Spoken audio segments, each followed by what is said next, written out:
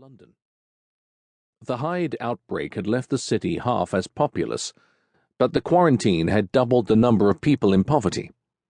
The docks were closed, the trains shut down, and the underground railway completely abandoned. Hundreds of jobs were gone and thousands of people were destitute. Never before had the gap between the rich and the poor been so wide, and Elliot sat at the very top of the city's social ladder. He lived in a place that was clean and well guarded, that bloomed with electrical light. His home was a palace. Literally. His home was Buckingham Palace.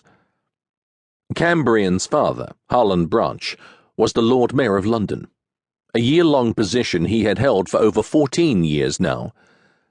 When Parliament and the royal family abandoned the city for York, they left the former capital entirely in his hands.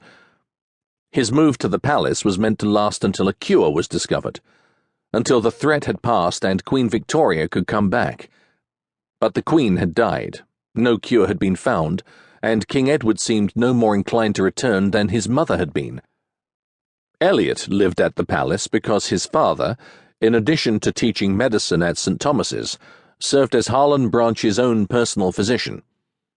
He'd had the job since Elliot and Cam were little boys, back when the two of them had dreamed of one day becoming their fathers.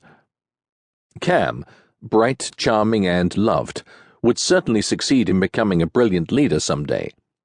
But Elliot had destroyed his chance at a future in medicine.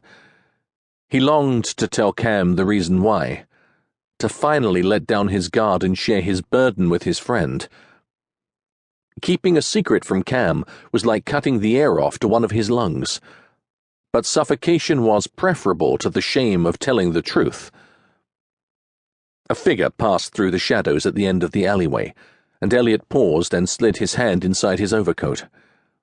He wasn't reaching for the pistol holstered beneath his arm. The figure was much too small and moving too slowly to be a Hyde, but rather for the flask of gin pocketed in his vest. He'd downed a hurried glass before he left the palace grounds, but it wasn't going to be enough to withstand the crowd he'd soon face, or to persuade Cam he was cheerfully on the mend. Steeling himself, he lifted the flask and took a hasty swig. The liquor seared his throat and left a poisonous taste in his mouth, but he forced himself to endure a few more gulps before stopping to breathe. He hated gin, hated its sour burn and rancid taste, but it was the most effective medicine for his affliction. Ever since the grave mistake he'd made a fortnight ago, Elliot had been able to feel the emotions of those around him. Feel them in the marrow of his bones, as if they were his. His father had called him thin-skinned and sensitive all his life, but now he was more than sensitive. He was an open wound. The feelings of a passer-by had the power to incapacitate him, even when the person in question was feeling something good. Once, when he was in Limehouse in the early morning hours, he passed a prostitute performing her services in an alley, and the fusion of her crippling shame and the customer's blind desire was so repulsive and overwhelming he vomited in the street. Such an affliction would surely be detrimental in any place, but London was an ocean of terror, sorrow, and desperation. The fear and grief Elliot knew before seemed a fairy tale now. No physical blow or injury could ever match the pain he'd found in other people's hearts. Even the servants who lived in the clean, bright safety of Buckingham Palace, people whom he'd previously regarded with the level of interest he held for the furniture, pulsed with fear, burned with anger, and ached with longing and grief.